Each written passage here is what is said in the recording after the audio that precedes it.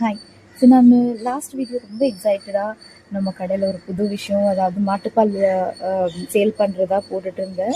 But unfortunately எனக்கு அது ஒரு பெரிய டிசப்பாயின்மெண்ட். பிகாஸ் நான் ரொம்ப எக்ஸைட்டடாக ஏதோ ஒரு நல்ல விஷயம் பண்ண போகிறோன்ற ஒரு ஆசையில் அதை பண்ணேன். அண்ட் ஃபர்ஸ்ட் டேவே நான் 10 liters ஆர்டர் பண்ணியிருந்தேன்.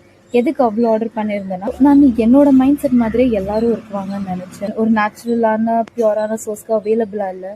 அண்ட் வேறு ஆப்ஷனே இல்லாமல் நம்ம பேக்கெட் பால், அண்ட் நமக்கு எல்லாருக்குமே தெரியும் பேக்கெட் பாலில் அது வந்துட்டு பவுடர் மிக்ஸ் பண்ணுறாங்க, நிறைய தண்ணி மிக்ஸ் பண்ணுறாங்க, ப்ரிசர்வேட்டிவ்ஸ் அதெல்லாம் மிக்ஸ் பண்ணுறாங்க, which is definitely not good for a health.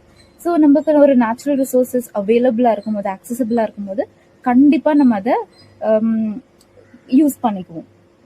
So அந்த ஒரு இதில் தான் கண்டிப்பாக என்ன மாதிரி நிறைய பேர் எக்ஸைட் ஆவாங்கன்ற ஒரு நம்பிக்கையில் நான் 10 liter வாங்கிட்டேன். But the disappoint factor is நிறைய பேர் எக்ஸைட்டே ஆகலை.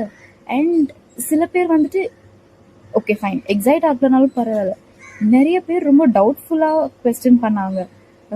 இதில் இது ஒரிஜினலாகவே மாட்டுப்பால் தானா, இல்லை இதில் தண்ணி ஏதாவது மிக்ஸ் பண்ணியிருக்கீங்களா, அண்ட் இதில் வேற ஏதாச்சும் மிக்ஸ் பண்ணியிருக்கேன். Like bro, first of all நீங்கள் குடிக்கிறதெல்லாம் பாலே இல்லை.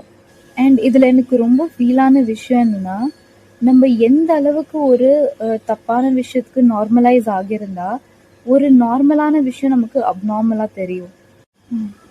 பட் அன்ஃபார்ச்சுனேட்லி 8 liter வேஸ்டாக போச்சு.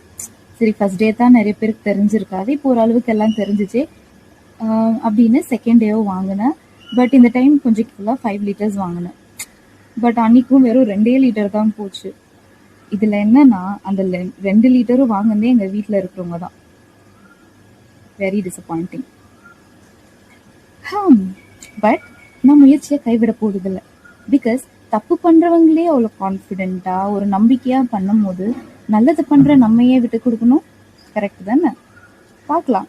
முயற்சியை கைவிடாம நம்பிக்கையை விட்டு கொடுக்காம இருந்தா எல்லாமே நல்ல மாதிரி நடக்கும் அப்படின்னு நம்பிட்டு நான் இதை விட்டு கொடுக்க போறதில்ல. We'll see what happens. I'll keep you posted. Bye.